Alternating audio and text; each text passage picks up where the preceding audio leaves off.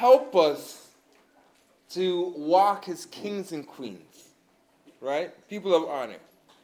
So in ancient Israel, hospitality was not merely a question of good manner, but a moral institution which grew out of harsh desert nomadic existence led by the people of Israel. The biblical custom of welcoming the weary traveler and of receiving the stranger was the matrix out of which hospitality and all its tributary aspects developed into a highly esteemed virtue in Israelite tradition, and you can find this in Jewish virtual library, right? So let's examine further our culture standard on etiquette and ultimately how these standards will drive the spread of the gospel and the coming kingdom. Let's get the definition. All right, so we got a few definitions of the word etiquette. Number one, conventional requirements as to social behavior.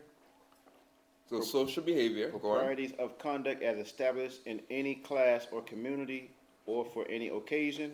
Go on. Number two, a prescribed or accepted code of usage in matters of ceremony as at a court or in official or other formal observances. Professional practice or action among the members of a profession in their dwellings with each other. Right, so these are the ethical behaviors regarding the professional practice of the profession that we have all part of, and that's Christ, right? Let's start off with part one and the nation of Israel. So we're really just going to go into showing you how these things were part of our custom, right? Hospitality was a big thing with us. Ready? Yeah. All right. So the first scripture will be in Leviticus chapter 25. And everyone, you guys can hear him, okay? Yeah. Okay. Leviticus chapter 25, verse 23. The land shall not be sold forever, for the land is mine, for ye are strangers and sojourners with me. All right. So we were strangers not only in Egypt, but we were dwelling in the Most High's land. And the Most High was hospitable to us in order to allow us to enjoy the goodness of his land, right? Let's get Psalms 39, verse 12. Psalms 39 and 12. Hear my prayer, O Most High, and give ear unto my cry. Hold not thy peace at my tears, for I am a stranger with thee and a sojourner, as all my fathers were. All right, let's get Leviticus 19, verse 33. Leviticus 19, 33. And if a stranger sojourn with thee in your land, ye shall not vex him, but the stranger that dwelleth with you shall be unto you as one born among you, and thou shalt love him as thyself, for ye were strangers in the land of Egypt. I am the Most High your God. Right, now I really stress that last scripture, because what was the manner and how we dealt with the strangers that sojourned with us? What was the manner and how we dealt with them? Based on what we just read here. Treat them like one of us, right? So as long as they were accepted by the community, we no longer associated them with who they left behind, so to speak, right? They were amongst us. They were one of us. The same standard, the same laws, all governed us as a whole. It wasn't a respect of person. Oh, he's an Israelite, so he can do no wrong. He's a stranger. He can do no right. It was none of that. It's what's right is right. Every man I'm dealing with fair, just, and whatnot. You know what I mean? I'm just highlighting that because that's something that we need to every now and then remember, right? If they're here with us, they're one of us, right? Christ says, those who do the will of the Father, those are my mother, my brother, and my sister. That's my family, right? Let's continue. Let me read. So let's not overlook this very important fact. In addition to being the bride, Israel also operated in the role of a stranger with the Most High, in and out of the land. The Most High, according to the law for strangers, is a gracious host, and extends hospitality to Israel that cannot be measured, and we are both blessed and safe under his protection, right? Let's get part 2, our righteous forefathers and foremothers. All right, so we're going into the book of Genesis, chapter 18. We'll be reading 1 to 4 if you want to write it down. Verse number 1. And the Lord appeared unto him in the plains of Mamre, and he sat in the tent door in the heat of the day. And he lifted up his eyes and looked, and lo, 3 men stood by him. And when he saw them, he ran to meet them from the tent door, and bowed himself toward the ground, and said, My Lord, if now I have found favor in thy sight, pass not away, I pray thee, from thy servant. Let a little water, I pray you, be fetched, and wash your feet, and rest yourselves under the tree.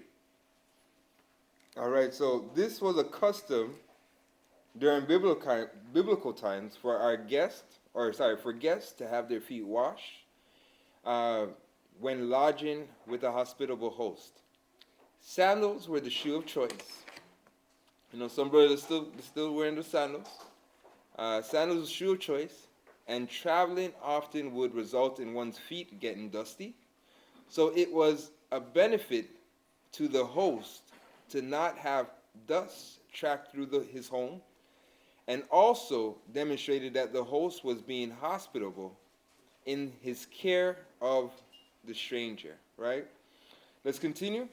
So we'll continue in the book of Genesis 18, picking up at verse 5, reading down to 8. And I will fetch a morsel of bread and comfort your hearts. After that ye shall pass on. For therefore are ye come to your servant. And they said, So do as thou hast said.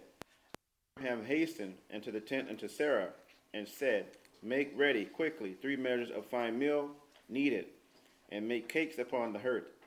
And Abraham ran unto the herd, and fetched a calf tender and good, and gave it unto a young man, and he hasted to dress it. And he took butter and milk, and the calf which he had dressed, and set it before them. And he stood by them under the tree, and they did eat. Right, so we see here. Hold on. Hebrews here. You got more to read? No? Yeah. Oh, that's Hebrews. Yeah. Let's get Hebrews chapter 13, verse 2. We need this as well. All right. Hebrews chapter 13, verse number 2. Be not forgetful to entertain strangers, for thereby some have entertained angels unawares. Right, so we see the 3 men that Abraham and Sarah entertained with much generosity turned out to be angels. As with Abraham, once the Most High has raised his expectation of you, let me read it again. As with Abraham, once the Most High has raised his expectations of you by increasing your knowledge of righteousness and bestowing favor upon you, you may receive the visitation of angels to vouch and bear witness of the fruits of your spirit. Let's examine the event when Abraham's servant was sent on a journey to seek a wife for his master's, Abraham's son, Isaac, and see what can be learned about the etiquette of our foremother, should I say, Rebecca, right? But going back to Abraham's scenario, right? Mm-hmm. We see that these 3 men came to visit Abraham. And Abraham's mindset was like, hold on, honey, we got guests. Let's go fetch a lamb. Let's make a meal. Let's, make sure our guests are taken care of. Right?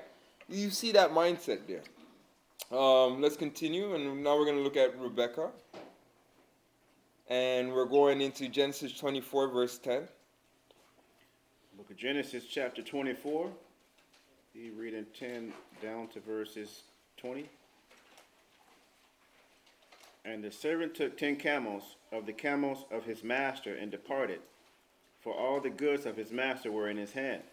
And he arose and went to Mesopotamia unto the city of Nahor. And he made his camels to kneel down without the city by a well of water at the time of the evening, even the time that women go out to draw water.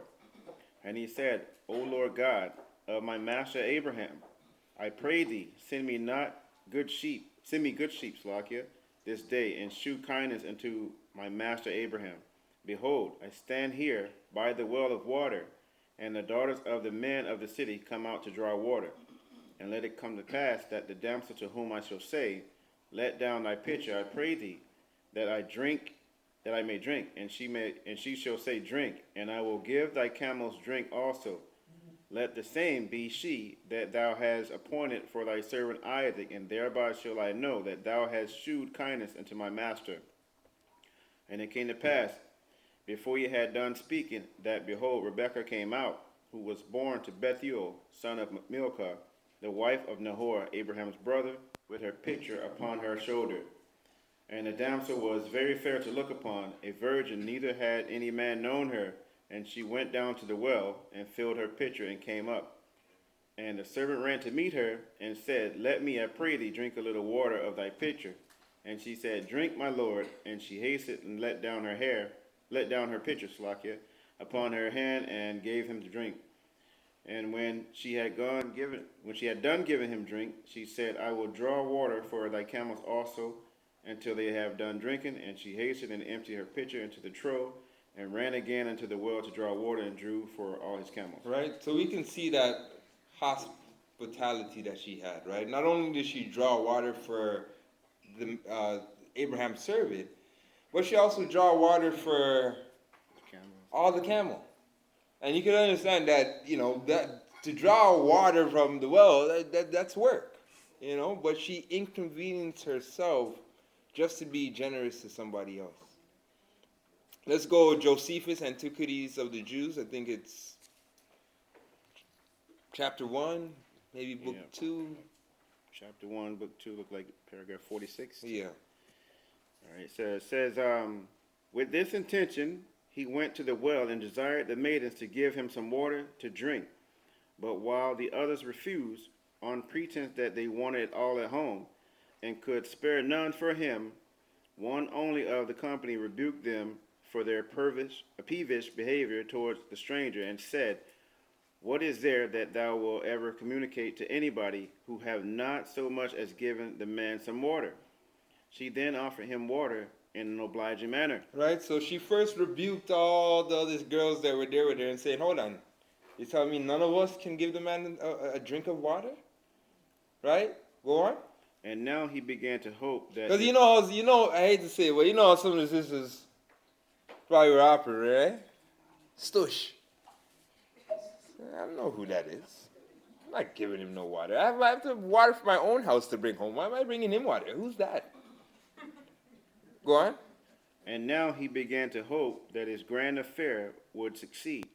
But desiring still to know the truth, he commended her for her generosity and good nature, that she did not scruple to afford a sufficiency of water to those that wanted it, though it cost her some pains to draw it, and asked who were her parents, and wished them joy of such a daughter. And mayest thou be espoused, said he, to their satisfaction, and to the family of an agreeable husband, and bring him legitimate children. Right, so it was also a reflection of her family as well, how she was raised, right?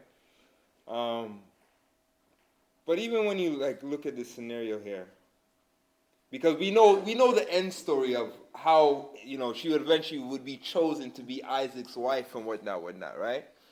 But I'm thinking about all the other sisters who heard this story, and hold on, Rebecca's where now? She's with a mighty Lord, and they're like, hold on, I wish I draw that water. I should have drawn the water. It made all of them have to kind of reflect on their ways, their behavior. Because if they humbled themselves, they would have been exalted. Right? Not we know the Most High had a specific individual in mind in this scenario, but I'm just trying to say that a lot of them had to look back and man, damn, we missed our opportunity. Just with drawing a cup of water, could have changed our lives. Humility, right?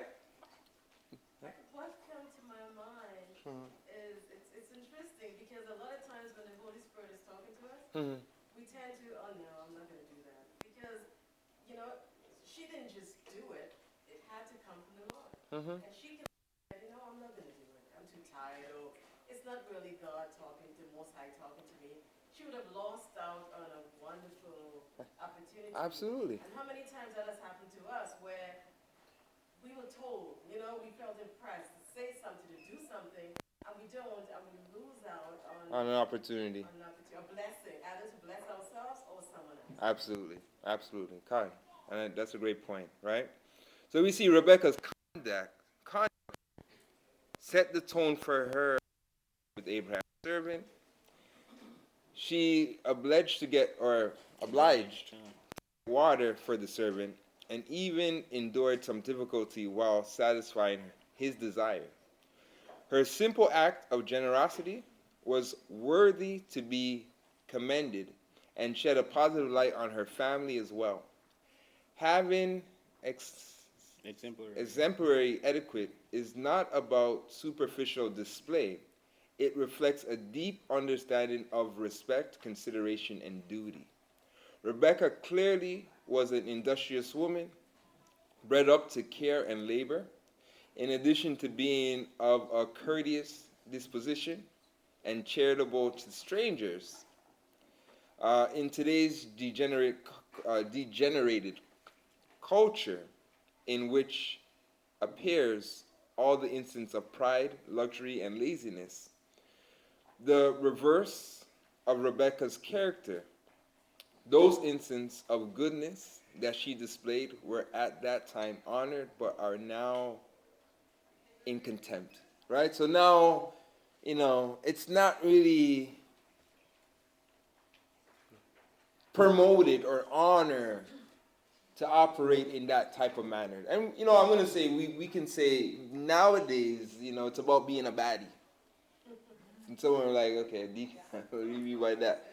But that's the new terms, right? They want to be hot, bad girls, where that is more highlighted and more promoted than being humble, modest, meek sisters, right? And the Most High spoke about that. There's nothing new in the sun. Talks about the haughtiness of Israel. He had to humble us. But let's continue. Let's go book of Jasher, chapter 21, and we're going back to Abraham. All right. Book of Jasher 21, and picking up at verse 24.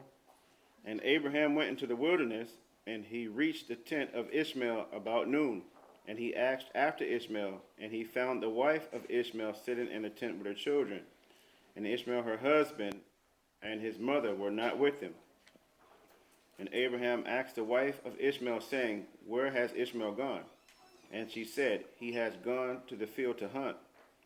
And Abraham was still mounted upon the camel, for he would not get off to the ground, as he had sworn to his wife Sarah that he would not get off from the camel. And Abraham said to the damsel, Ishmael's wife, My daughter, give me a little water that I may drink, for I am fatigued from the journey. And Ishmael's wife answered and said unto Abraham, We have neither water nor bread. And she continued sitting in the tent and did not notice Abraham. Hold on, what she say? To the chief? What she say to the chief? We have neither water nor bread.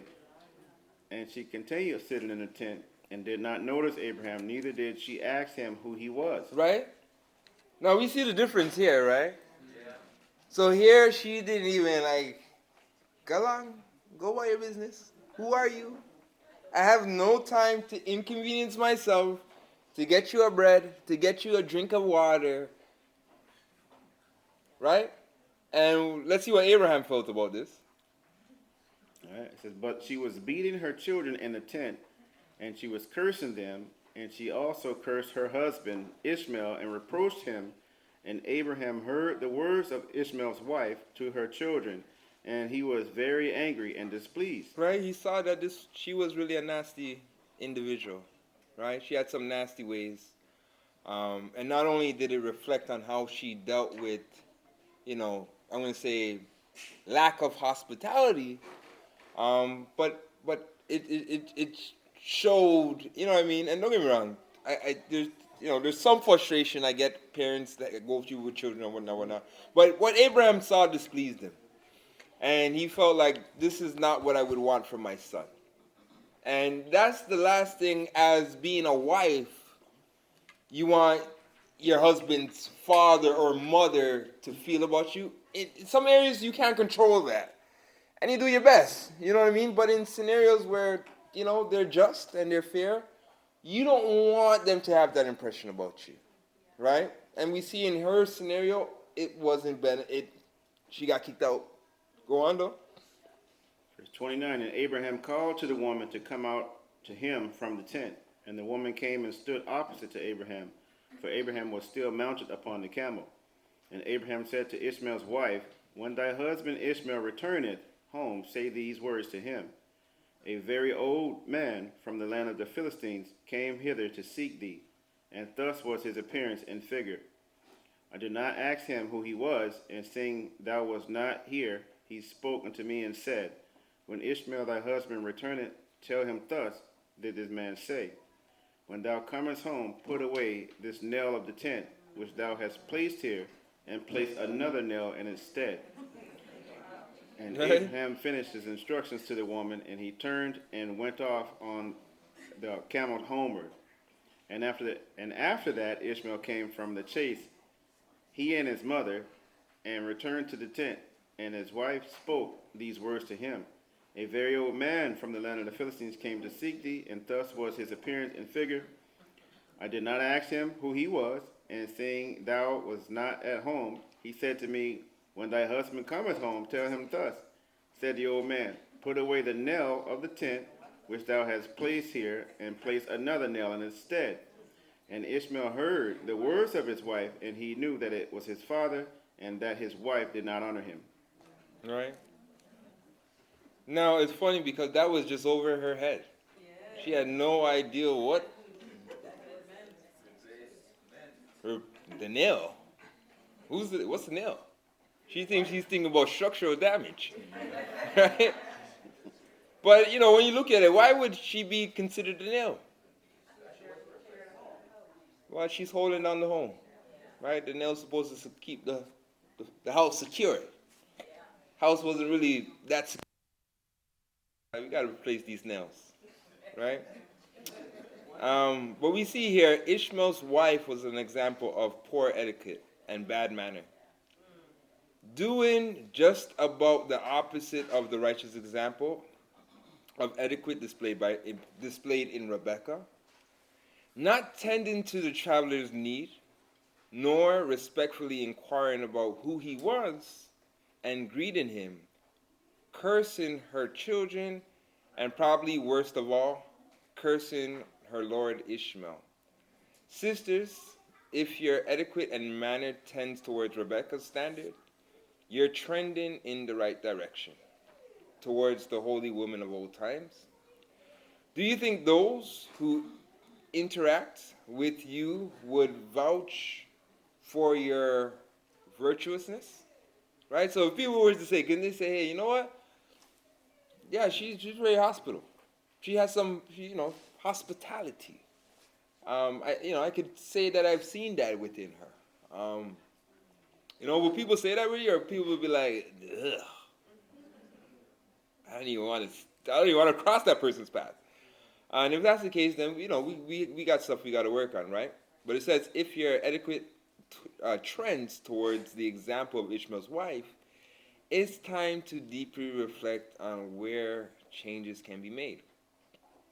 Do note, you may be a daughter of Zion according to the flesh, but you're only a daughter of Sarah and Rebekah according to the Spirit if you do well without any fear. And that's 1 Peter chapter 3, verse 6. But let's get this, the etiquette of a host. So if we are hosting an event, hosting people. Sorry, sister, you want to say one?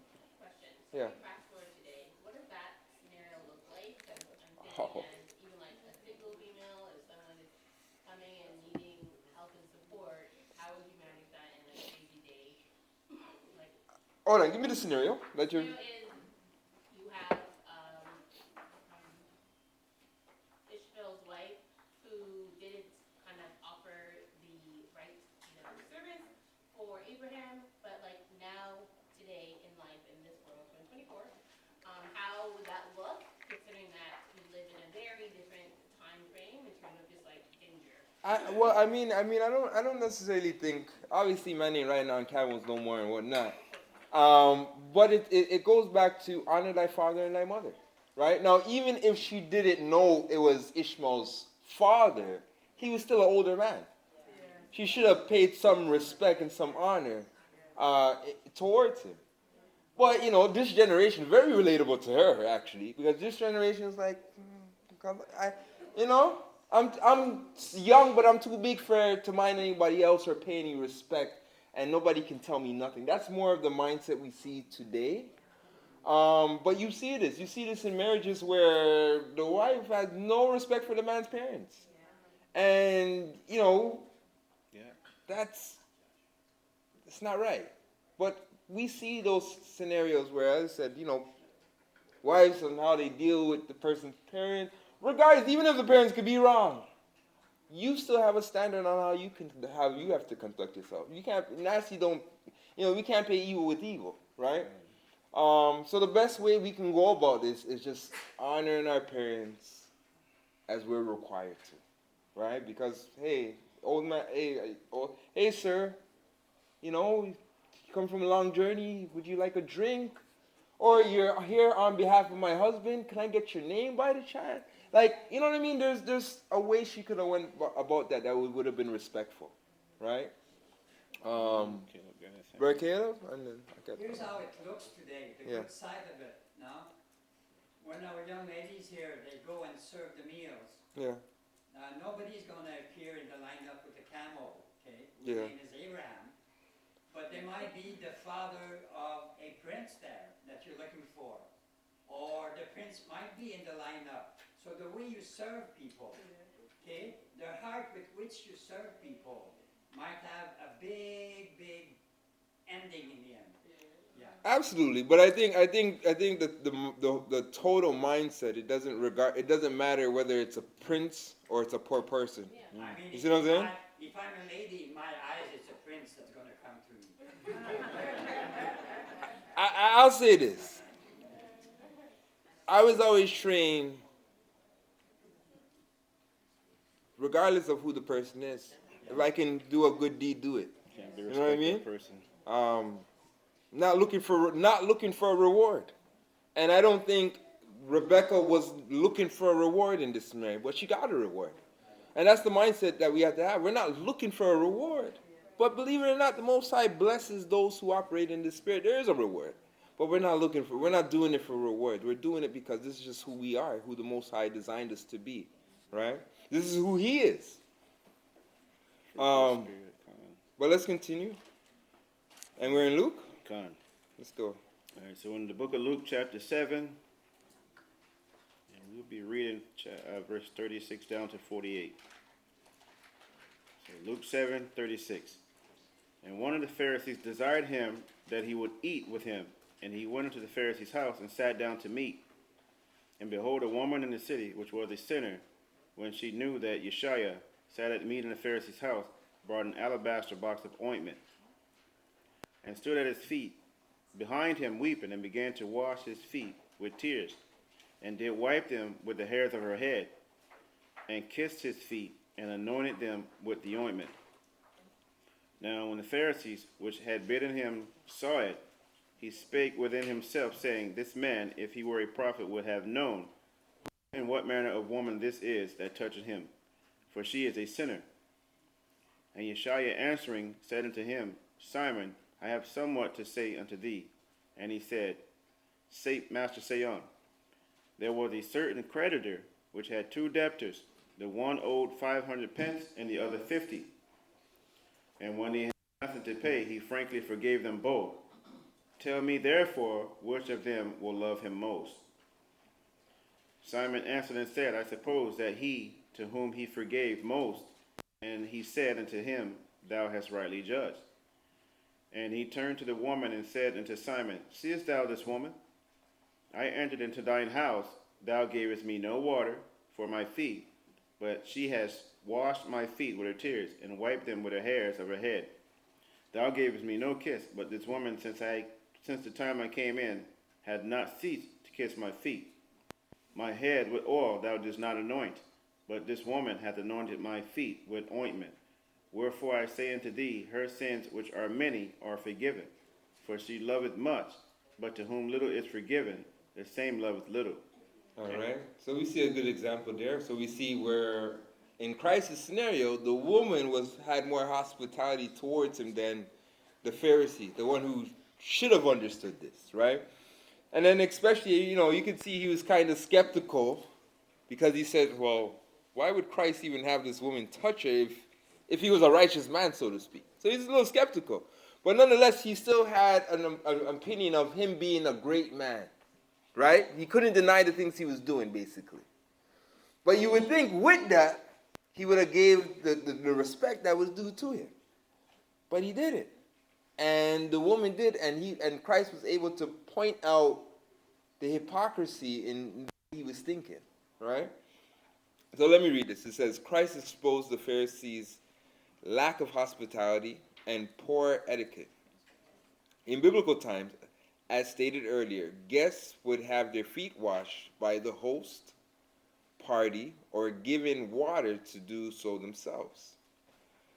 Considering that many of us aren't living in a nomad wearing sandals, what things can we do today that would be considerable to a guest? This is another example that shows the reciprocal nature of etiquette and hospitality. As this woman's reward for her hospitality and sincere love were her sins being forgiven, right? So not only her sins were forgiven, but Christ also made that oath that wherever this gospel would be read, her story would be told. And you know what I mean? And to this day, her story still lives on. You can't look at Christ's story without seeing her within this story. And there's so many other characters that didn't get that same honor, right? Let's get Luke chapter 14, verse 12. All right, so we're sticking around in the book of Luke, jump to 14, picking up from verse 12 to 14.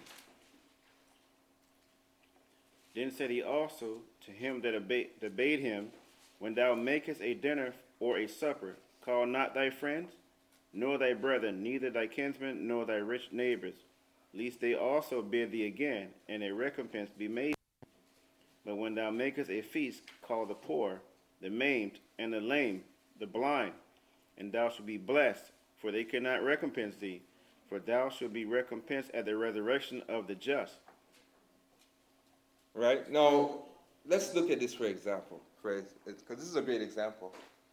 So if you have a feast, Christ is saying, don't just call your friends, those that are close to you and whatnot. Why? Because at the end of the day, they can hold a feast and pay you back for the feast.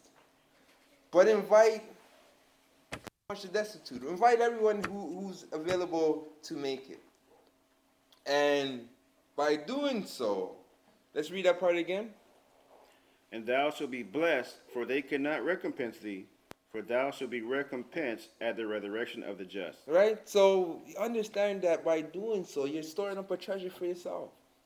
So how does this look today? Because no one's going to go through their phone book and be like, you know what? Let me call everyone I don't know to come to my house. No one's going to do that. But how does this look? I've seen this. I've seen this where we're having a barbecue. And we invited family and friends that we know and whatnot.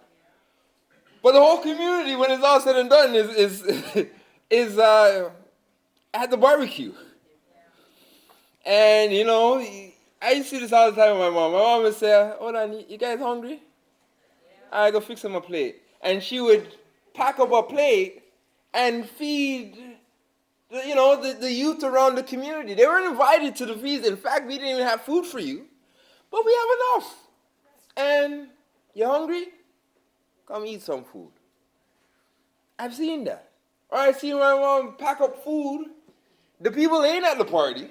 And she's going to the house and knocking the door. I cook some food. You want some food? And she would get some food. And as a youth, sometimes I never really understood those things. But that's just who we are. That's who the Most High is. And as people of the Most High, we have that. Whether we knew who we are, we have those instances where the Spirit bears witness who we are. Right? I tell you, I seen where there's mad person walking the streets in my area. Everybody's ignoring him. And my mom's like, oh. I used to look at her like, I don't understand this, Mom. And she's like, no, man, we can't leave. Especially from a woman perspective as well. And my mom would go in the kitchen, pack up some food and bring it to him, and yeah, right, da da da da. And until he's in a better state or whatnot, and she's like, my mom would always say, that could have been one of you guys. You see what I'm saying? But that's the level of hospitality that we have. I think we've all seen something of that in nature, in our upbringings. But I also seen the flip side. Where it's like, I didn't invite you. You're not getting none of my food. And I'm like, where do we learn that from? I've seen that. I've seen that in the truth. Where, okay, I get it. We can't take care of all the needs. But guess what? I got a little bit of extra. Even sometimes when we used to have family, I can't feed everyone in the whole area. But here what? I send out 3 plates and the man them share the plate. Everyone gets a sample. You get a piece of chicken. You get a corn. You did something. You see what I'm saying? And I could never understand the mindset of people that didn't have that compassion.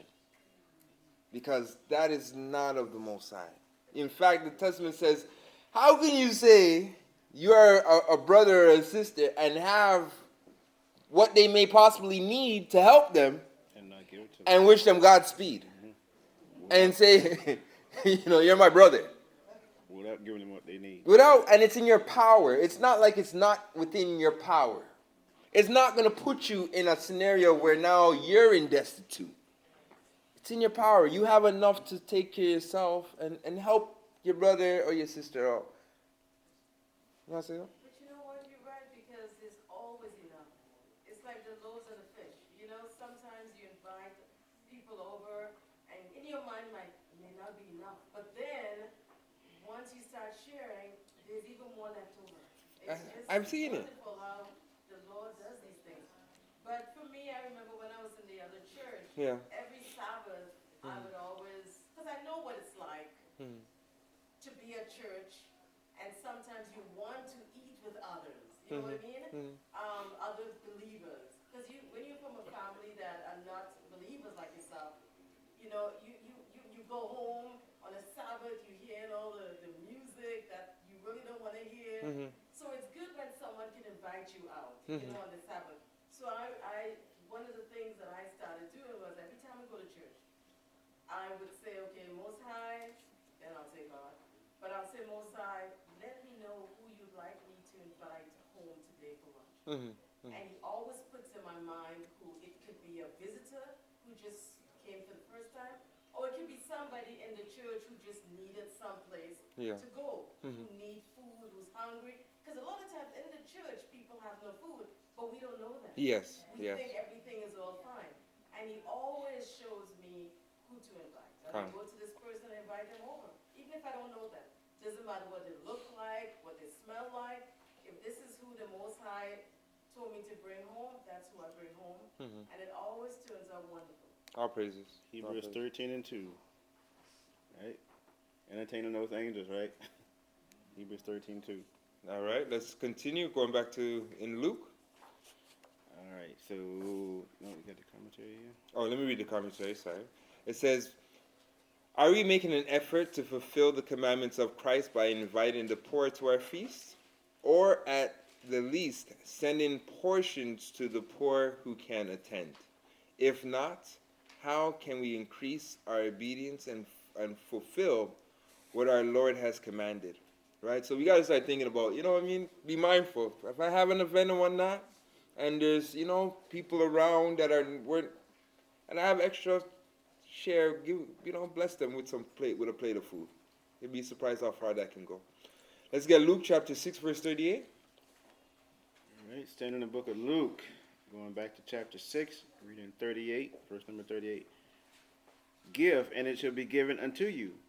Good measure, pressed down and shaken together and running over, shall men give into your bosom. For with the same measure that ye meet withal, it shall be measured to you again. Right? Now I can think of other proverbs where it says, one thing, the worst things we can be is quick to receive and hesitant to give. That's the worst mindset you can have. Right? The Most High loves a gracious giver. Someone who's going to give out of a good heart and whatnot. And not to say to give all and leave yourself in destitute. That's not what he's saying. But he likes a cheerful giver. Right? Some of us were quick to receive. But when it's time to put out, I don't know, Deacon. It's a little rough right now. And we got to change that mindset, because really and truly, we're not trusting the Most High that the Most High will bless the hands of a generous person who's willing to give. We're not trusting the Most High. We get, you're hindering your own blessing, so to speak, right? But let's get Revelations. And then I kind of want to go into some history just to kind of show that this was actually our standard. Go on. So go in the book of Revelations, chapter 3, reading verse 20. Behold, I stand at the door and knock. If any man hear my voice and open the door, I will come in to him and will sup with him, and he with me. All right. So let me kind of get something. I want to get a story. And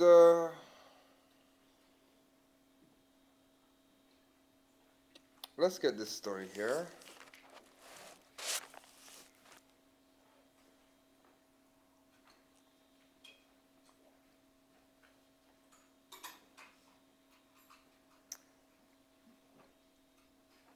Okay, you know what?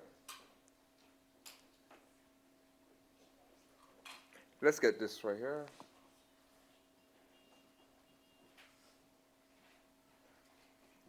Okay, hold on. You know what? Let me come back to this. Let's get Sirach, Ecclesiasticus. Let me just make sure I'm highlighting this right. All right. We get the book of Sirach, chapter 11, reading 29 to 31. And this will be from the annotated study apocrypha. Verse 29, do not invite everyone into your home, for many are the tricks of the crafty. Like a decoy partridge in a cage, so is the mind of the proud, and like spies they observe your weakness. For they lie in wait, turning good into evil, and to worthy actions they attach blame. All right. Now let's get part 4. And the etiquette of a guest. Good. So we are going to the book of Luke, chapter 10, and we'll be reading verses 3 down to 12.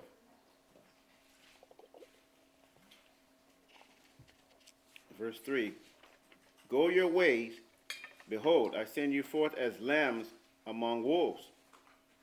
Carry neither purse, nor scrip, nor shoes, and salute no man by the way. And into whatsoever house ye enter, first say, peace be to this house. And if the Son of Peace be there, your peace shall rest upon it. If not, it shall turn to you again. And if the same house remain, and in the same house remain, eating and drinking such things as they give, for the laborer is worthy of his hire. Go not from house to house. And into whatsoever city ye enter, and they receive you, eat such things as are set before you, and heal the sick that are therein, and say unto them, the kingdom of the Most High is come nigh unto you. But into whatsoever city ye enter, and they receive you not, go your way out into the streets of the same, and say, even the very dust of your city, which cleaveth on us, we do wipe off against you. Notwithstanding, be ye sure of this, that the kingdom of the Most High is come nigh unto you. But I say unto you, that it shall be more tolerable in that day for Sodom than for that city. All right, so let's examine this for a second. Now, this is from the perspective of a guest. Now, Christ sending out his apostles, pretty much he would send them, he says, take no script, take no money, or script is money, but take very little with you. Take nothing with you. And believe it, everywhere you go, you will be nurtured and taken care of, right? But this is how I need you to conduct yourself amongst the people that you will be dwelling with. When you go into a city, don't go from house to house. Abide in one house. Allow your blessing to reside on that one house. Right? Let's go. What else he says to do? Heal the sick there that are therein, and say unto them, the kingdom of the Most High has come nigh to you. Right, now why is it important not to go from house to house? I'm trying to understand. I think so too. I think that thank you for saying that, brother. Right? But it looks away. Right? It looks like you're going from house to house, seeing who you can spoil, who you can get. Yeah, you have some people like that, Beg you some sugar, no? And they leave their house. Need some flour, you don't have no flour. And they leave your house. Can use some banana, some green banana, some yam. By the time they check it out, they form the whole pot from going from house to house to house. Right? But all jokes aside, it can look away, so to speak. I'm thinking about I think about it like this way. Maybe not the same fashion. But you ever go on a journey with somebody? Or you bring someone on a journey with you? And then that person just leave you and gone about their whole business from, you know what I mean? And you're like, hold on, I thought me and you were rolling. Clearly you sold me out. I don't think I want to roll with you again because clearly, But I think it's the same impression we can leave. It's like, bro, you have a place here. Come stay here. And you're moving from place. Well, okay. It could be offensive, so to speak. He left my house because was something wrong? You as the host, being a concerned, a host that's concerned, was, everything okay, brother? Like, he just picked up in the middle of the night and left. You know what I mean? So, we have to, kind of understand that there's a way we conduct ourselves if we're staying under somebody's roof. And I think that's important as well, right? Because, I always talk about if you're staying under somebody's roof, what's the last thing you want to be? The last thing you want to be is a burden. So you got to have some etiquette being under somebody's roof. And for me, it was like, when I'm at home, I don't really spread my bed as often as I do when I'm at your house. But I'm going to spread my bed every morning. I'm going to make sure every dish that I use, I'm washing it up. If I make a mess, you know what I mean? It's just, you want to be courteous. You want to be thankful. Add on to more work of the household, right? So, there's a way we have to conduct ourselves in that matter. But let's get Matthew chapter 10, verse 40. All right. The Matthew chapter 10, we'll be reading 40 to 42.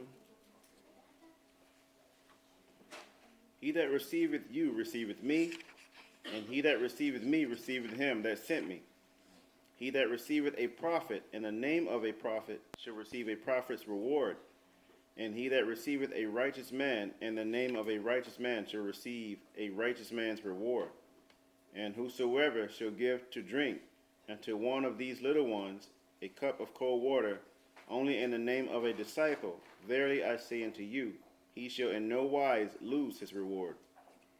All right, so the spiritual implications of these instructions by Christ are enormous.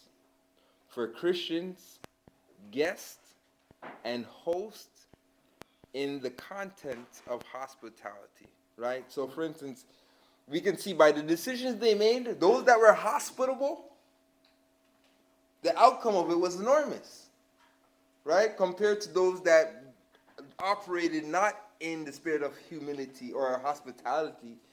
The decisions, I can say, affected them both, right? You understand? Nabal is a good story, no?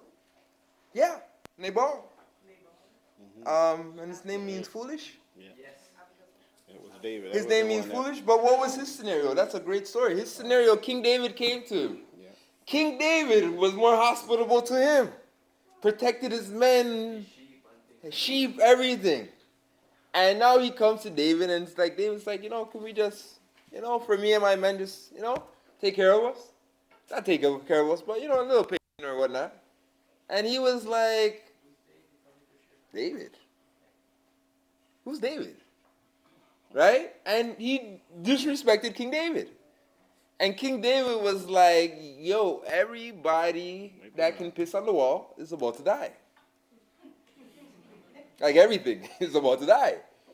And his wife came out and saved his life. She had wisdom to say, no, honey, we gotta have some hospitality here. And she came out, she fed the men and whatnot, and she subsided David's anger and saved David from committing a sin. Right? Now, what happened to the man? Most High dealt with him. Most High dealt with him. He died the next day. What happened to the wife?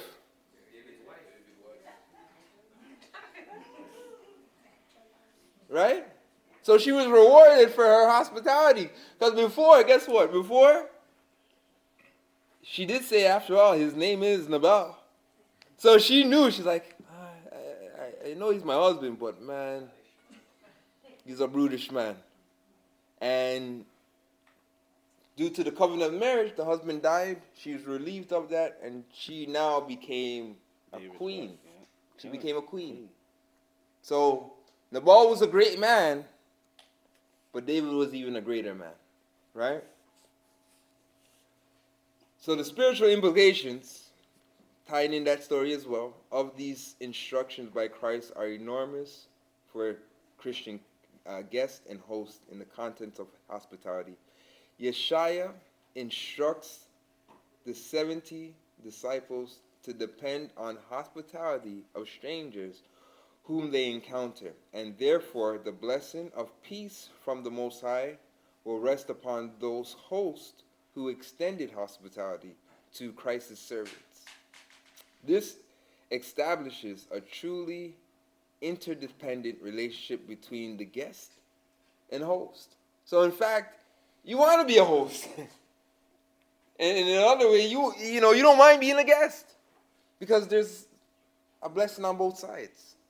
Right? And I'm going to read that part again. It says, this established a truly interdependent relationship between guest and host, where both stand to gain from their display of etiquette towards each other. We also see that Christ warns his disciples to not go to house, that is, eating and drinking, which could hinder the spread of the gospel. So proper etiquette in these settings is pivotal. It's important to the gospel's mission, which can help establish safe base throughout to continue the work, right? And that's the thing. You want to be, going from house to house, you haven't really built a relationship with that family to say, hey, you know what? No matter what, if you're ever in this area again, you could always come back to this house, right? But you going back to house, you don't really build that relationship, right? And I know, I'm thinking about that and saying to myself, you know what?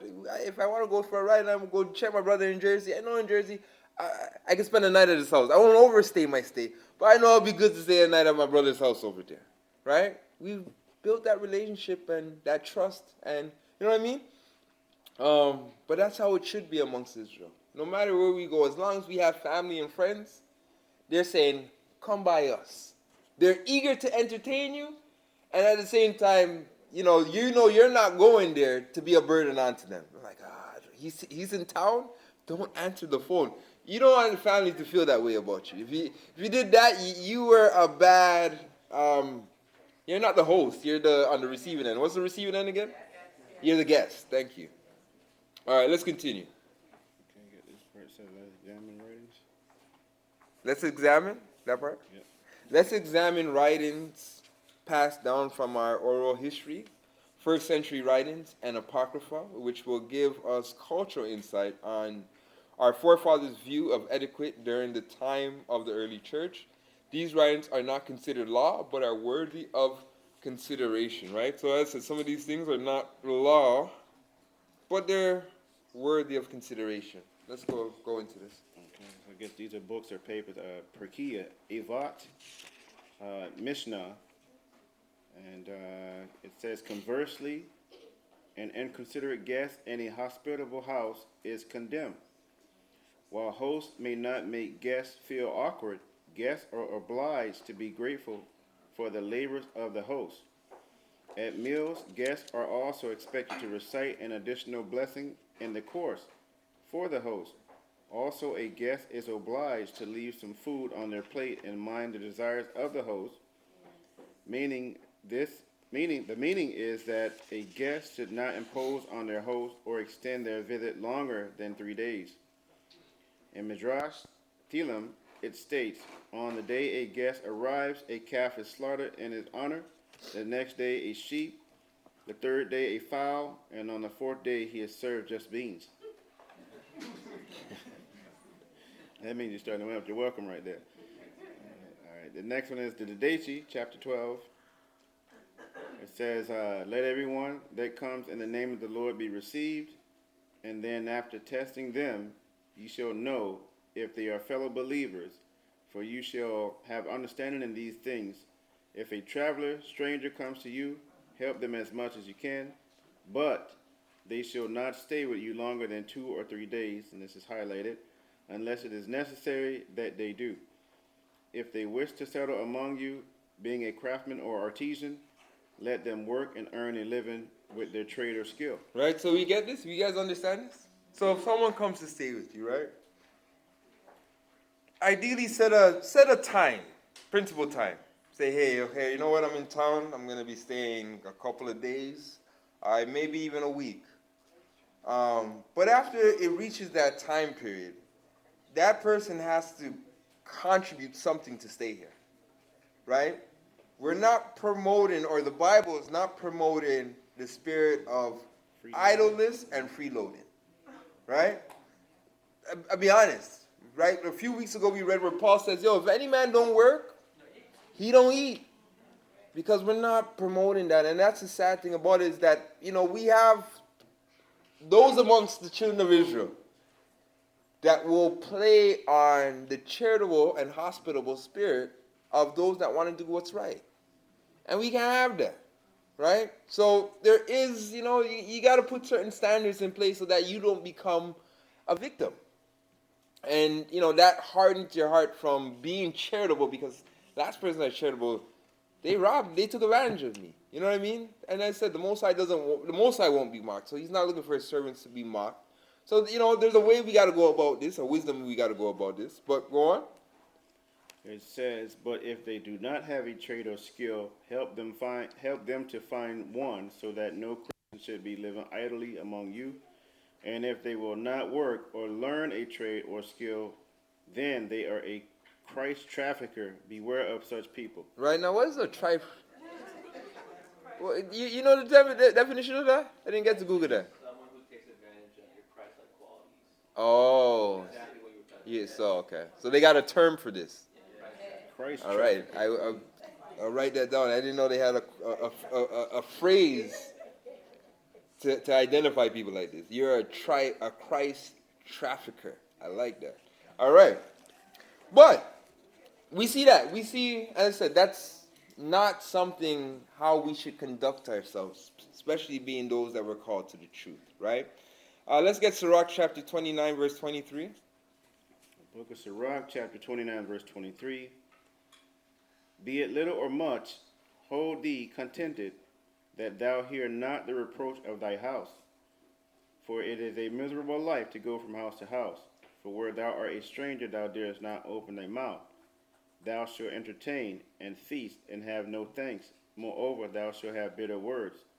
Come, thou stranger, and furnish a table and feed me of that thou hast ready.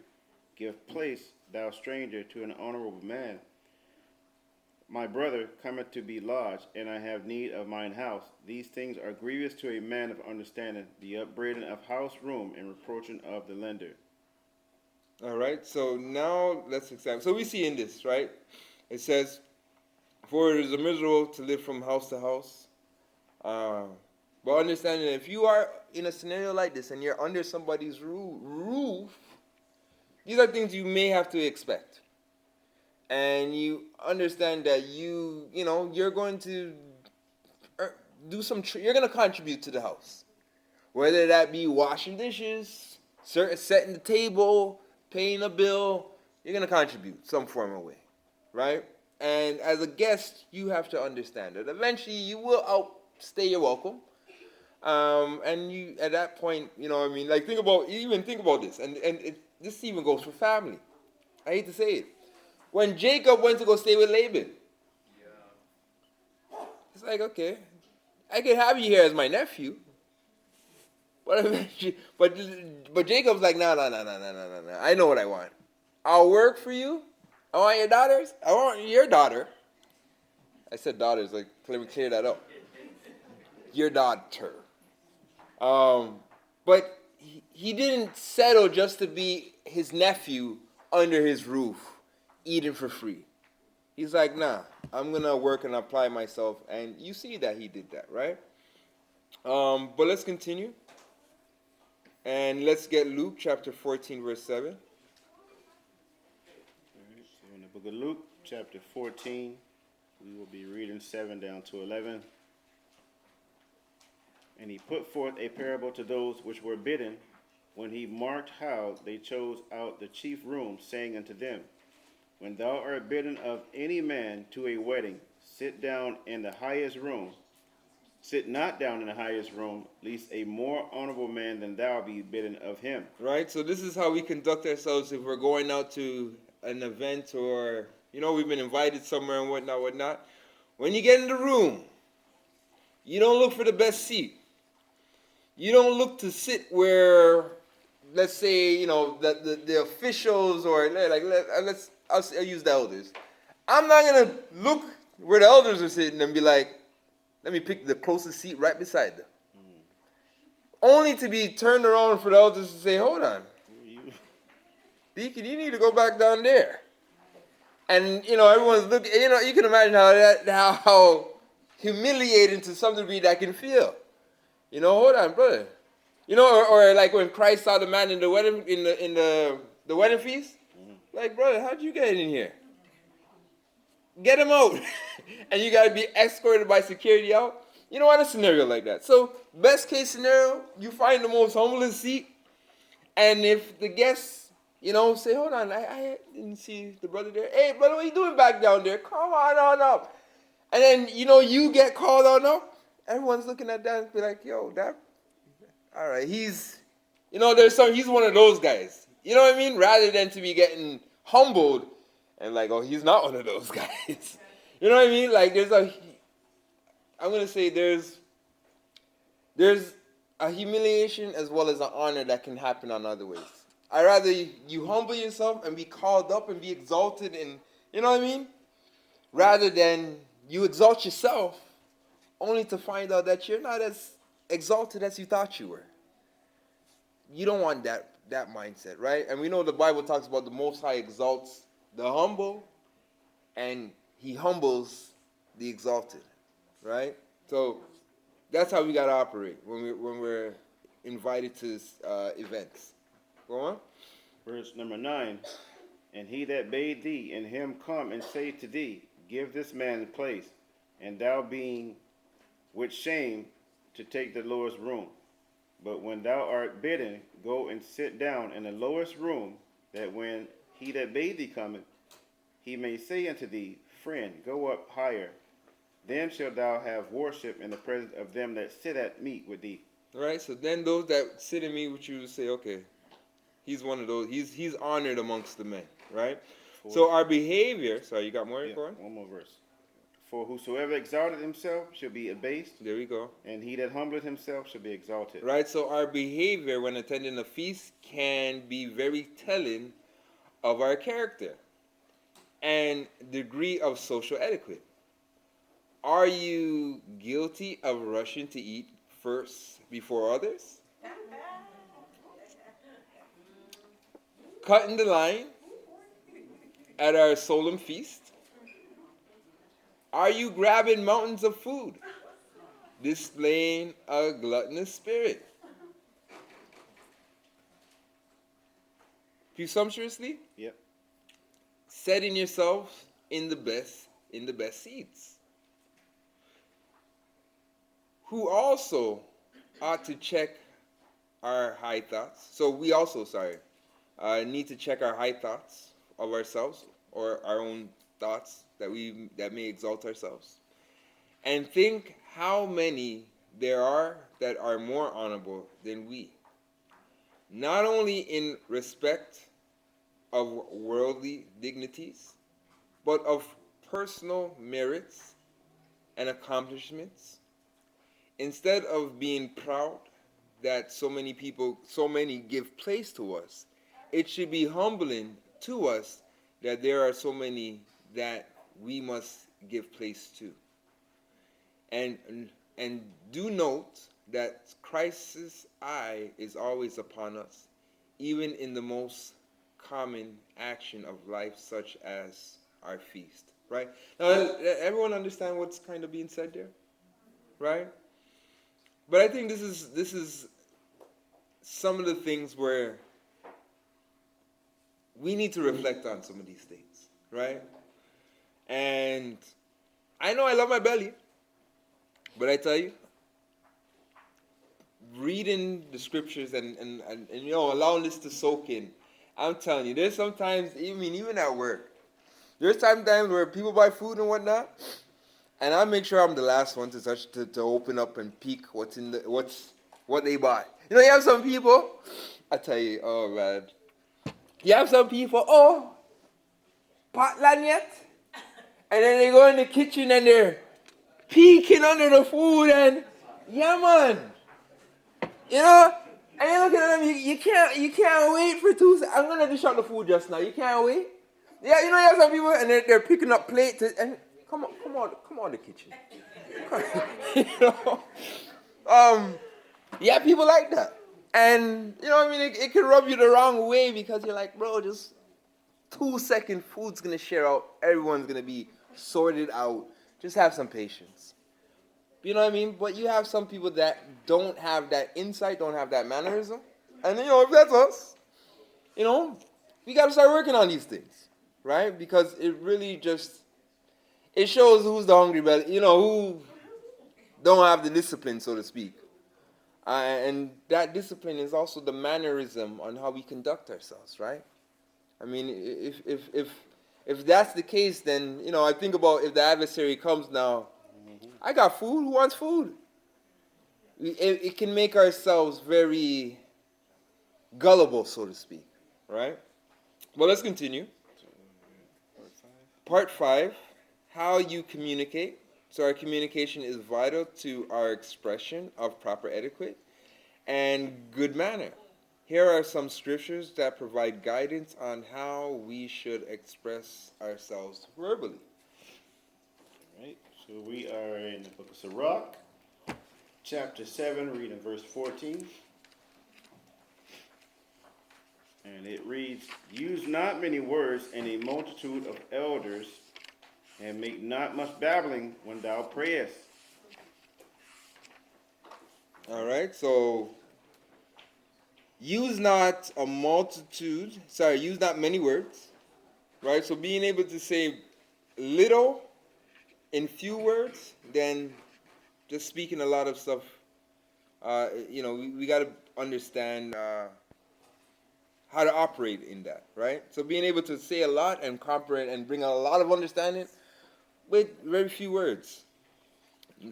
Let's get the next one. Precept to that is Ephesians chapter 4, 29.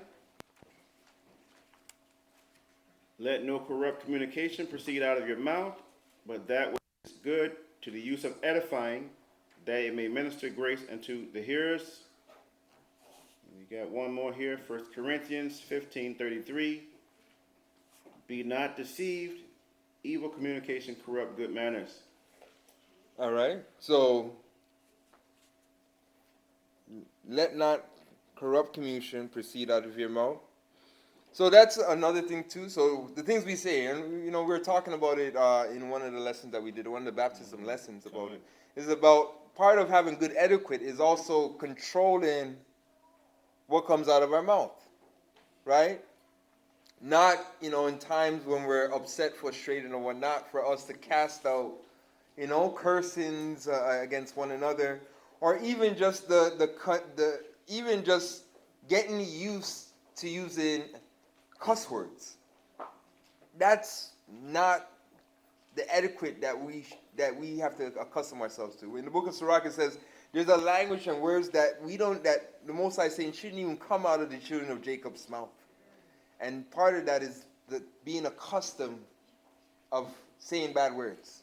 And you have some people that every word they come out of their mouth is this, that, and the third. And you're like, bro, you can't, just give me one sentence without a cuss word. Right? In fact, I'd rather you say nothing right now. But that's a mannerism we have to correct. Understanding that really and truly what comes out of our mouth should be the words of life. Words that are going to bring forth life, bring forth understanding, that's going to edify. Not words that, lead to damnation and are hurtful, right? But I want to get this. So let me read this. So the gospel will spread as far as needed by us if our etiquette matches that of our illustrious, thank you, patriarchs and the Lord himself. Knowing when to speak and how are pivotal, thank you, skills to learn, which will make you more effective in spreading the good news, right? So understanding how to talk, words, how to communicate and whatnot, it can only help us bring the gospel further. But if every word out of our mouth is cuss, and we have the Bible in our hand, good luck, right? And do we not see that? Birds on the corners, cussing, saying vulgar words to people, and then saying, in the name of the Lord. Good luck, buddy. Good luck on winning souls, right? Or you're going to draw people with the same mindset, with the same anger, with the same habits. Birds of a feather flock together, so to speak, right? So we got to be careful of that. But I kind of want to bring, and we read this in past. Some people have never heard this before, but I want to bring the discipline or the etiquette of speaking even further than what we're getting right now, right? And I want to read this. Don't lose the page, Jock. Let me hold it down. Let me hold it first. Yeah. We need this page too, but we're going to start with this one. And I want to get...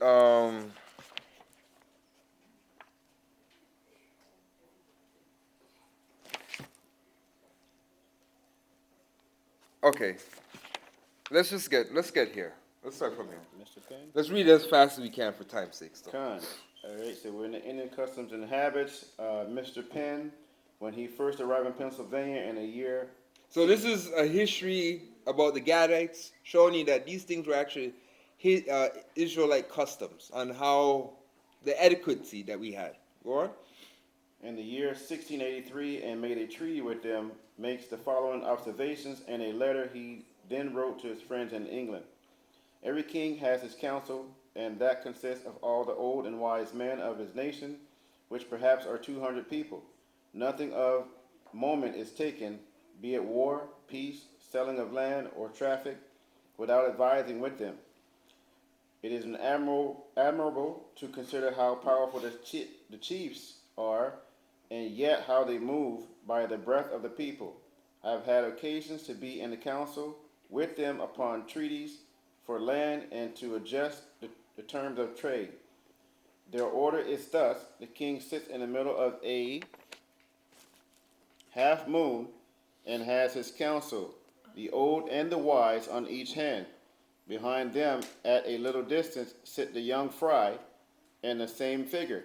Right? So they're talking about how they conducted their meetings, because in everything that the children of Israel did, they displayed the same etiquette, the same discipline on how they presented. And people who they were dealing with, I'm going to say at this time, the Britain who came into the land or whatnot, they would see these things and be astonished at the mannerism of these people. right? Because, for instance, most of their perception was like, I was going to say, yeah, they're savages, right? That's the lie they were told. But when they were having these encounters, we'd be like, but wait, these people have some remarkable standards about them that I have seen nowhere else in the world, right? Go on. Having consulted and resolved their business, the king ordered one of them to speak to me. He came to me, and in the name of the king saluted me. Then took me by the hand and told me that he was ordered by his king to speak to me, and that now it was not he, but the king who spoke, because what he should say was the king's mind. Go on. During the time this person was speaking, not a man of them was observed. Right? So during the time that the person who the king told to speak on his behalf, during the time he was speaking, nobody was speaking. Go on. Not a man whispered or smiled. Go on. The old were grave, and the young reverent in their deportment. They spoke little, but fervently with elegance. That's what we just read, right? God. Say a lot, say few, but bringing a lot of understanding through a few words. That's what we just read in the Bible. They were doing this. Go on. They spoke little, but fervently with elegance. He will deserve the name of. He will deserve who outwits them in any treaty about a thing they understand. Showing you that they were very wise people. Go on. At every sentence, they shout and say amen. Go on. In their way. Mr. Smith and his history of New Jersey confirms this general statement. They are grave even to sadness upon any comment, and more so upon any serious occasion, observant of those in company, and respectful to the age, of a temper cool and deliberate, never in haste to speak. But never in haste to speak. Now let's look at us. Sometimes we, you know what I mean? We can cut off one another. We're always in haste to speak. We always got something to say. And that's a mannerism that in amongst the Israelites, it was frowned upon. Everybody gave every person their time and their respect to finish saying what they're saying before the next person came in and said anything. Now, we can't, you know what I mean? We just cut off one another in the midst of the sentence. And some of us, we catch each other and be like, oh, sorry, but no, finish saying what you're saying. I know I catch myself sometimes, and I still do this, and I know better. It's something I'm still working on. But it's something that we have to understand that it's not our standard. It's a standard we picked up operating under this system. But it was frowned upon amongst our people. Go on. For a certainty that the person who had spoken before them had finished all he had to say.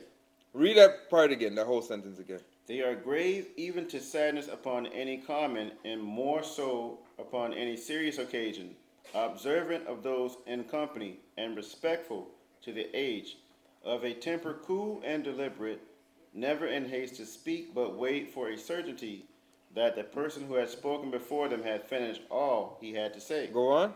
They seem to hold European vivacity and contempt, because they found such as came among them apt to interrupt each other and frequently speak altogether. Their behavior in the public councils was strictly decent and instructive. All right, and we can stop there, right? We get the ideal, right? And this is something we can practice. When somebody's talking, let them finish. You know, in some cases you may have to say, brother, you finish saying what you're saying, or sister, you saying what you're saying? And then you say what you got to say. And just be mindful. I mean, you'll be surprised how much times you catch yourself, you know, kind of butting into a conversation. Husband and wives, you guys try that. When your wife's talking, you say nothing. When your husband's talking, say nothing until they're finished saying what they're saying. And you'll find that by doing that, somebody's listening. We're listening more than we're over talking one another, right? But it's definitely a good, something for us to apply and work on, that discipline, right? But let's continue, and let's go into the nobility of kings. Okay. All right, so we're going into Josephus for part 6, and we're in section 389, Antiquity of the Jews. It says, this man David, was of an excellent character and was endowed with all virtues that were desirable in a king, and in one that had the preservation of so many tribes committed to him. For he was a man of valor in a very extraordinary degree, and went readily and first of all into dangers when he was to fight for his subjects, as exciting the soldiers to action by his own labors and fighting for them, and not by commanding them in a despotic way. He was also of very great abilities and understanding and apprehension of present and future circumstances when he was to manage any affairs. He was prudent and moderate and kind to such as were under any calamities. He was righteous and humane, which are good qualities peculiarly fit for kings. Right? So let's stop here and let's just look at King David and what made him such a great king. Let me ask you guys, what made King David, based on what we're reading now, what made King David such a great king? He had a heart for people. Heart for a people. He was obedient. He had compassion, which all these things are true. But he also led by example. He wouldn't tell his men to do something he himself wouldn't do himself. So David's like, we're going out to war. David's like, no, you guys are going out to war. I'm staying in my kingdom now. David's saying, no, we're going out to war. And I'm going to be the first in line. Are you men with me? So he led by example, right? And through him leading through that example, the people saw that he was for the people. You know what I mean? He wasn't just all words and, and no deeds behind that. So that example, resonated with the people, and people loved David based on the fact that they know that David had their best interests in mind. What David's doing, or what David's heart is, he's thinking about the betterment of them as a whole. And he's shown that and left examples of that over and over again. David would put on his line to fight the wars, not for himself. In fact, he could have left Israel by himself and went and lived a remote life if he wanted to.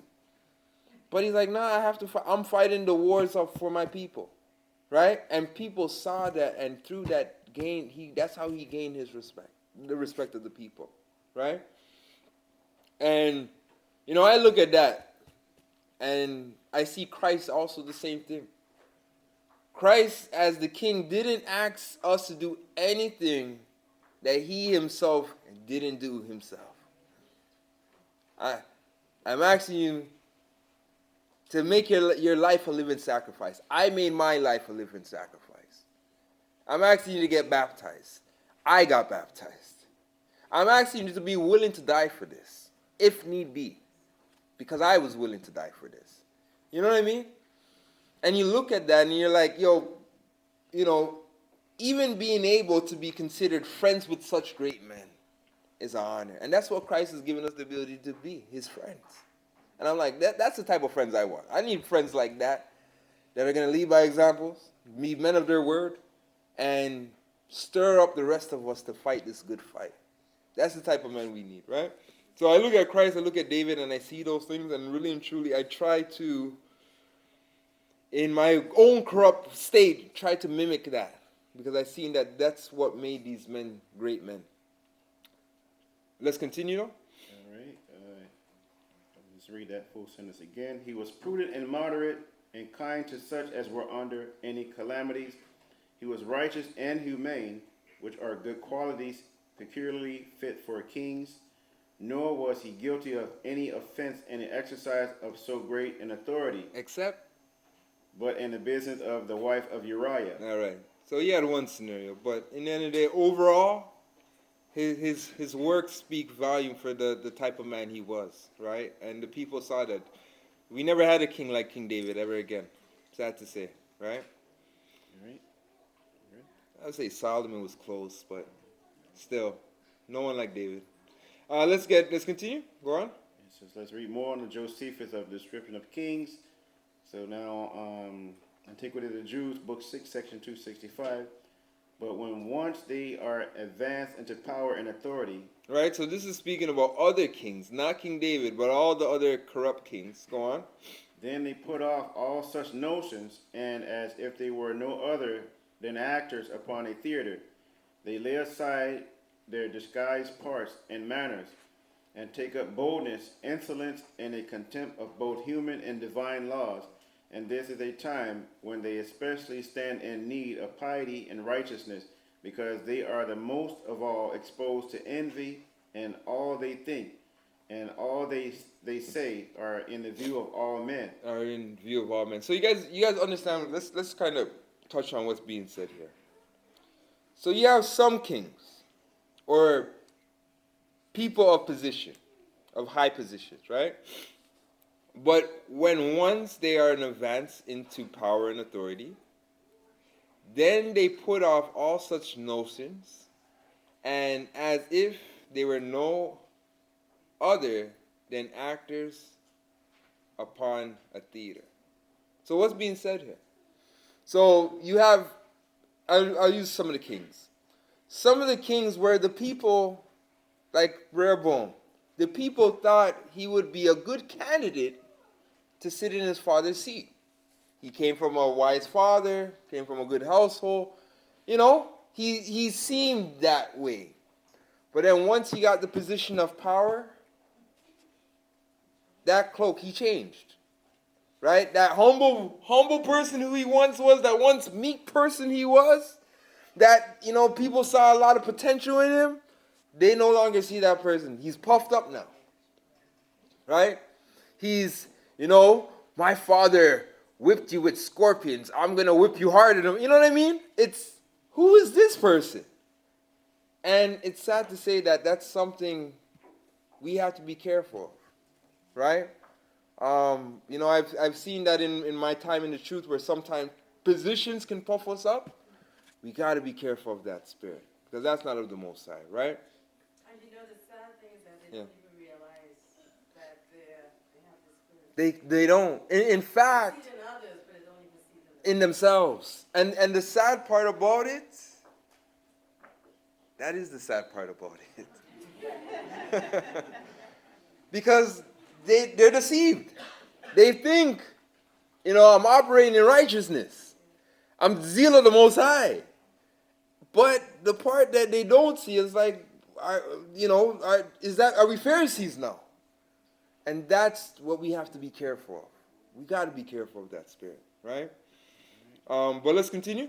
As they lay aside their disguised parts and manners, and take up boldness, insolence, and a contempt of both human and divine laws, and this at the time when they especially stand in need of piety and righteousness, because they are then most of all exposed to envy, and all they think and all they say are in the view of all men. So, all right, so this is a time when you need to operate in that meekness the most. You can't forget, it's like the Most High exalted you. Now that I'm exalted, I no longer have to be humble. All right, I'm exalted now, so he took me from my humble abode and he exalted. No, tells you that even the times when we're exalted, we got to think about the times when we were in our humble abodes. That way we don't get too high-minded. So, we all constantly have to remind ourselves that we're just servants. There's nothing special about us. Because sometimes with the praise of the deacons and whatnot, some of us, I've seen it where some of the brothers move like celebrities. I hate to say it in the truth. Some of the brothers move like we're celebrities and we're stars. And I'm like, no. I still remember I was the guy that used to sweep the floor and set up chairs. I'll never lose that guy. That's, you know what I mean? Because it keeps me grounded. Right? Mm-hmm. Let's continue. It says, then it is that they become so insolent in their actions as though God saw them no longer. This reflection is openly confirmed to us from the example of Saul, the son of Kish, who was the first king who reigned after our aristocracy, and government under the judges were over. So it is usually happens that the manners of subjects are corrupted at the same time with the house of their governors, which subjects then lay aside their own sober way of living as a reproof of their governors' intemperate courses, and follow their wickedness as if it were virtue. All right, so we see the importance of good etiquette and manner of rulers and judges.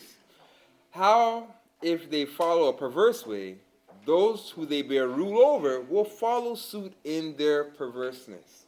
So as it is from the top, it will eventually trickle down to the bottom, to the rest of the congregation. So it must be required. To roll in this coming righteous kingdom as kings and priests under Christ. Shall we not exemplify the etiquette of our King Yeshua? So we know King Christ is righteous. We know Christ has a standard on how we should operate. And if the head's holy, the rest of it should trickle down. That's how it should work, right? Let me continue to read. Brothers, if your manners are of a brutish nature, you will hinder the spread of the gospel and therefore be of minimal use to Christ. And if those who you rule within your home, etc., exhibit poor etiquette, they're only a reflection of you being that you're the head, right? Change must start at the top, and that commitment to change will crusade down to all who you bear responsibility for. But it begins with you, brothers. Lastly, our brother King James, the first and the sixth, is attributed with the following quote. And let's get the quote from King James. It says, I can make a lord, but only God can make a gentleman. Right? So we can make lords, but only the Most High can make a gentleman. Right? Give somebody, give men the etiquette that they need to be gentlemen. Let's get Matthew chapter 25, verse 35. And we got one more scripture after this. And that's it. So in Matthew 25, 35 to 40. For I was an hungered, and ye gave me meat. I was thirsty, and you gave me drink. I was a stranger, and ye took me in. Naked, and ye clothed me. I was sick, and ye visited me. I was in prison, and ye came unto me. Then shall the righteous answer him, saying, Lord, when saw we thee an hungered, and fed thee, or thirsty, and gave thee drink? When saw we thee a stranger, and took thee in, or naked, and clothed thee? Or when saw we thee sick, or in prison, and came to thee? And the king shall answer, and say unto them, Verily I say unto you, inasmuch as ye have done it unto one of the least of these, my brethren, ye have done it unto me. Right, so this is why we want to have, we want to display that etiquette, butchering the word right now. This is what we want to display, because Christ says, by us having hospitality unto others, we did it unto him. And I think all of us, to some degree, feel, you know what? We love to repay Christ, even if it's a little that we can give back to repay for the cost for the debt he paid for us. And how we can do that is by having hospitality and good etiquette to all mankind, so that they can see our light shine, so that we can bring this gospel. We can bring this gospel and the light of Christ to the four corners of the earth, right? If every one of us as believers are doing our part, it will help to bring this gospel to the four corners of the earth and help people to see the children of Israel and those who follow the Most High in our true light, who we really are, and not who the world has, and not through the lens or the image that the world has painted of us, right? Let's get our last scripture. This is part 7, our reward, Yeshua, the gracious host, right? Let's get this. It says, we're in John 14, reading verse 2. In my Father's house are many mansions. If it were not so, I would have told you. I go to prepare a place for you. Right, so Christ built his mansion, and he's looking to entertain a lot of guests. So even he is preparing for his big feast. Right? Let's get Matthew 8:11. Okay, Matthew chapter 8, verse number 11. And I say unto you that many shall come from the east and west, and shall sit down with Abraham and Isaac and Jacob in the kingdom of heaven. All right, so many shall come, many shall be invited, and shall sit down with the forefathers. Christ will be the host. Let's get Romans chapter 15, verse 7. Wherefore receive ye one another, as Christ also received us, to the glory of the Most High. Right, so etiquette provides a framework for courteous and respectful behavior. Let me read it again.